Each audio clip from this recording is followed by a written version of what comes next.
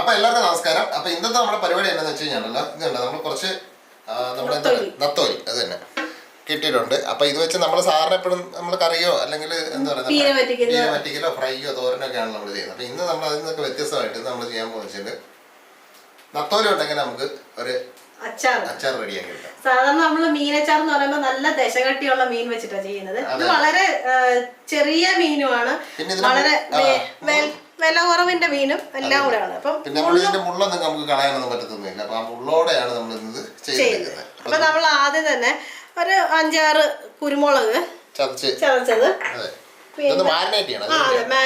Marinate ചെയ്തിട്ട് ആദ്യം തന്നെ ഒന്ന് വറുത്തെടുക്കണം. എല്ലാ മീനച്ചാറും നമ്മൾ വറുത്ത് തന്നെയാണല്ലോ ആദ്യം എടുക്കുന്നത്. അപ്പോൾ ഇതിൻ്റെ അകത്തൊരു സാധാരണ നമ്മൾ അച്ചാറിനകത്തിടാത്ത മല്ലിപ്പൊടി അത് നമ്മൾ ഇതിനകത്ത് ചേർത്ത് കൊടുക്കുന്നുണ്ട്. ഇത് വറക്കാൻ ആവശ്യമായിട്ടുള്ള എണ്ണ വെച്ചിട്ടുണ്ട്. ഇപ്പം നമ്മളൊരു സ്വല്പം ഇത് മാരിനേറ്റ് ചെയ്യാൻ വേണ്ടി മാത്രമാണ് മുളക് പൊടിയും മഞ്ഞൾ പൊടിയും ഉപ്പും കൂടെ ചേർത്തിട്ട് ഇത് നമ്മൾ മാരിനേറ്റ് ചെയ്തിട്ട് നമുക്ക് നന്നായിട്ട് ഒന്ന് വറുത്തെടുത്തിട്ട് വേണം നമുക്ക് ബാക്കി പരിപാടി ചെയ്യാനായിട്ട്. സംഭവം എളുപ്പമാണ് കേട്ടോ. ഇത് വെട്ടിയെടുക്കാനായിട്ട് ഇച്ചിരി താമസമുണ്ട്, പക്ഷെ ചെയ്തെടുക്കാനായിട്ട് നല്ല രസമാണ്. ഇത് ഇട്ട് വെച്ചാൽ പിറ്റേ ദിവസം തന്നെ തീർന്നു. അത് വേറെ അത്രയ്ക്ക് ടേസ്റ്റ്. ശരിക്കും അതിന്റെ ടേസ്റ്റ് പിടിക്കുന്നതിന് മുമ്പ് നമ്മുടെ ഇവിടെ വീട്ടിലത്തെ ഒരു പ്രശ്നമാണ്, നമ്മളിത് ടേസ്റ്റ് പിടിക്കുന്നതിന് മുമ്പ് തന്നെ തിന്നു തുടങ്ങും. അപ്പൊ നമ്മളിത് മാരിനേറ്റ് ചെയ്തിട്ടുണ്ട്. അപ്പൊ അധികം നേരം വെക്കണമെന്നൊന്നുമില്ല കേട്ടോ. ഇത് അധികം നേരം വെക്കണമെന്നൊന്നുമില്ല. ഒന്നാമത്തെ കാര്യം തന്നെ പൊടിമീന്, അപ്പൊ അതിന്റെ അത് പെട്ടെന്ന് ഇതിന്റെ ഉപ്പും പുളിയും എരിയും എല്ലാം കയറും. പിന്നെ നമ്മൾ ഒത്തിരി നേരം വെച്ചിട്ട് അതിന്റെ ഒരു സ്വാഭാവിക ടേസ്റ്റ് നമ്മൾ നഷ്ടപ്പെടുത്തണ്ട. നമുക്കപ്പൊ ഇതൊന്ന് വറുത്തെടുക്കാം. അപ്പൊ നമുക്കിത് കുറേശ്ശെ ഇട്ട് കൊടുത്ത് നല്ല ചൂടായിട്ടുണ്ട് കേട്ടോ. അപ്പൊ അത്യാവശ്യം നന്നായിട്ട് വറുത്തെടുക്കണം. ജലാംശം പോകണം. അതെ, ഒരു മീഡിയം ഫ്ലെയിം വെച്ചിട്ട് നമുക്കിത് മുഴുവൻ വലിയ ചീനിച്ചട്ടിയാണെന്നുണ്ടെങ്കിൽ നമുക്ക് ഒറ്റയടിക്ക് മുഴുവൻ കൂടി ഇട്ട് നമുക്ക് വറുത്തെടുക്കാം കേട്ടോ. ഇപ്പൊ നമ്മുടെ ചെറിയ ചീനിച്ചട്ടി നമ്മുടെ പാനിനാണേലുണ്ടല്ലോ വലിപ്പമുണ്ട്, നടുവശത്ത് എണ്ണ പിടിക്കത്തില്ല. അപ്പൊ അത് നമ്മള് കുറച്ച് ഇട്ട് നമുക്കിത് കുറച്ച് വറുത്തെടുക്കാം. ഒരുപാട് കരിഞ്ഞു പോകരുത്, എന്നാൽ അത്യാവശ്യം നല്ലതായിട്ട് വറുത്തെടുക്കണം. അപ്പൊ ഇത് അത്യാവശ്യം ഒരു സൈഡ് നായതിനു ശേഷം നമുക്ക് തിരിച്ചിട്ട് വറുത്ത് എടുക്കാം. അപ്പൊ ഇനി വറുത്തിട്ട് നമുക്ക് കാണാം. അപ്പൊ നമ്മുടെ അവസാനത്തെ സെറ്റും കൂടെ നമ്മൾ വറുത്തത് റെഡിയാക്കിയേ. നമ്മള് നല്ല ക്രിസ്പി ആയിട്ടാണ് വറുത്തെടുത്തിരിക്കുന്നത്. അതെ, മുഴുവൻ നമ്മൾ വറുത്ത് കോരിയിട്ടുണ്ട്. അതിന് ഒഴിക്കട്ടെ. അപ്പൊ ഇനി നമുക്ക് നമ്മുടെ മസാലകളൊക്കെ കൂട്ടണം. എളുപ്പത്തിന് വേണ്ടി നമ്മൾ ഈ വറുത്ത എണ്ണക്കകത്ത് എളുപ്പത്തിന് മാത്രമല്ല നമ്മുടെ ഒരു ടേസ്റ്റ് കൂടുതലുണ്ട്. ഇതിന്റെ അകത്ത് തന്നെയാണ് നമ്മൾ ചെയ്യുന്നത്. അപ്പൊ എണ്ണ നല്ല ചൂടാണ്. നമുക്ക് ഇഞ്ചി ആദ്യം ഇട്ട് കൊടുത്തു. ഇഞ്ചി നമ്മളൊരു ചെറിയ പീസ് ഇട്ട് കൊടുത്തിട്ടുണ്ട്. ഏകദേശം ഒരു 1 ഇഞ്ച് വലിപ്പമുള്ളത് നമ്മൾ ചെറിയ കഷ്ണങ്ങളൊക്കെ എടുത്താണ്. എണ്ണ നല്ല ചൂടായതുകൊണ്ട് ചടപടേന്ന് റെഡിയാണ്. അതല്ല, അപ്പം ഇനി അതിന്റെ കൂടെ നമുക്ക് ഇടാനുള്ളതെന്ന് പറഞ്ഞാൽ ഒരു കാര്യം വിട്ടുപോയി. പെട്ടെന്ന് നമ്മള് ചടപടേ എന്ന് പറഞ്ഞപ്പോഴത്തേക്കും നമ്മുടെ കടുകിടാൻ വിട്ടുപോയി. ആദ്യം കടുകിടണേ. പെട്ടെന്ന് ഇട്ടപ്പോഴുണ്ടല്ലോ മറന്നു. അപ്പൊ ഞാൻ ആലോചിച്ച എന്തോ ഒരു സാധനം വിട്ടുപോയി. അതേപോലെ എണ്ണ ചൂടായതുകൊണ്ട് നമ്മുടെ കടുക് പെട്ടെന്ന് പൊട്ടിക്കിട്ടി. അപ്പൊ നമ്മള് ഉലുവ ഒരു 5-6 എണ്ണം മാത്രം ഇട്ടാച്ചാൽ മതി.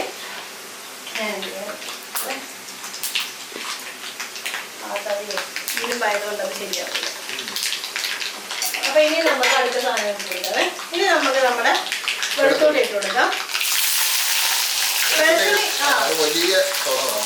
ഒരു വെളുത്തുള്ളി മുഴുവൻ എടുത്തിട്ടുണ്ട്.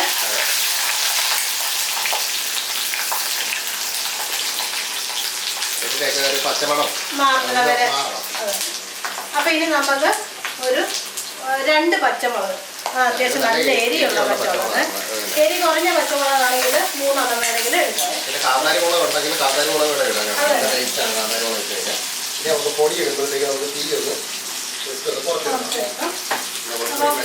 ഇടുന്നതിന് മുമ്പായിട്ട് നമുക്ക് ഒരു വറ്റൽമുളക് മുറിച്ചിടാം. ഒരു 2 എണ്ണം വേണമെങ്കിൽ ഇടാം. നമ്മൾ ഉപയോഗിക്കുന്ന പച്ചമുളകിന്റെ എരി അനുസരിച്ചിട്ട് 1-2 വറ്റൽമുളക് വേണമെങ്കിൽ ഇടാവേ. അപ്പൊ നമ്മൾ എടുത്തിരിക്കുന്ന പച്ചമുളകിന് ഭയങ്കര എരിയ.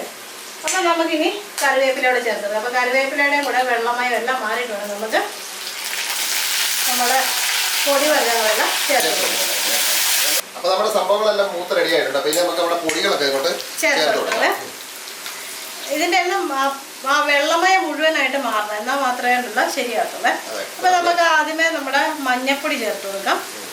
നമ്മൾ നേരത്തെ തന്നെ മഞ്ഞപ്പൊടിയും മുളക് പൊടിയൊക്കെ മീനത് ചേർത്താണ്, അപ്പൊ അതിന്റെ കുറവ് മാത്രം മതി. അപ്പൊ ഇനി നമുക്ക് മുളക് പൊടി ചേർത്ത് കൊടുക്കാവേ.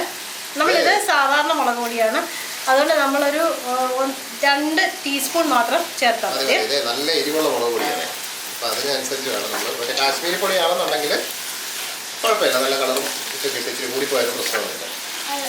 അപ്പോഴേ നമ്മുടെ സംഭവം റെഡി ആയിട്ടുണ്ട്. അപ്പൊ നമ്മൾ സ്റ്റൗ ഓഫ് ചെയ്ത് ഇനി നമുക്ക് വിനാഗിരി ഒഴിച്ചു കൊടുക്കാവേ. വിനാഗിരി ഒഴിക്കുമ്പോൾ നമ്മളുണ്ടല്ലോ വിനാഗിരി ഒഴിച്ചിട്ട് അധികം തിളപ്പിക്കാറ് ഇരിക്കുന്നതായിരിക്കും നല്ലത്. തണുത്തിട്ട് ഒഴിക്കുന്നതാണ് ഏറ്റവും നല്ലത്.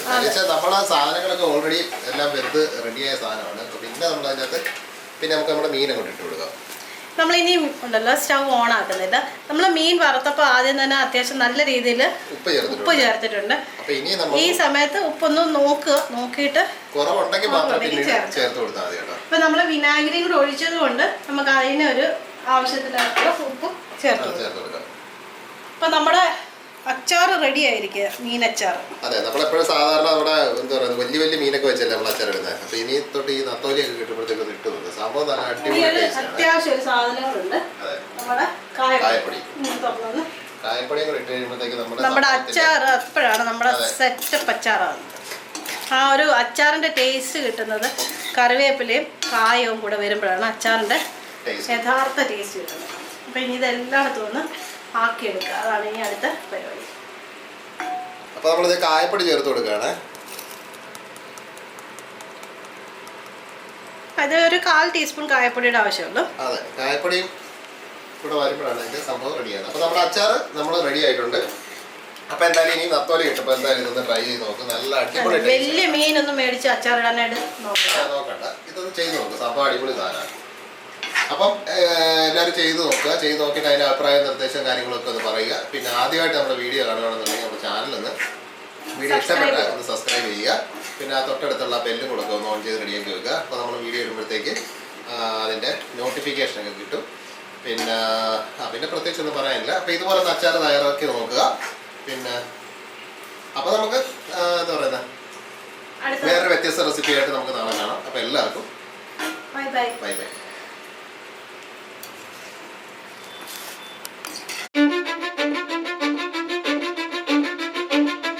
Cause I don't give a fuck what you say.